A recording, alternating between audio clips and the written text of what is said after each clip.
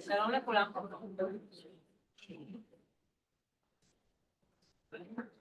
ברוכים הבאים לשיחת יום הזיכרון. אנחנו נשמע מברק סיפור שלו מאותה שבת שחורה.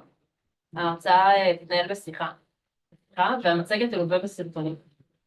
אמנם לא נראה דברים קשים במיוחד, אבל כן יהיו כאן תיעודים שעלולים לתרגר, אז קחו זאת בחשבון ותרגישו נוח לצאת עם או ליד. אבקש מכם בשלב זה לשים טלפונים על שקט ולחכות עם השאלות לסוף. וכמו כן, נמצאות איתנו בקהל אמא של יונתן אזולאי, לינדה, אמא של אליה, סיגי, וההורים של ברק, יהודי ודוב.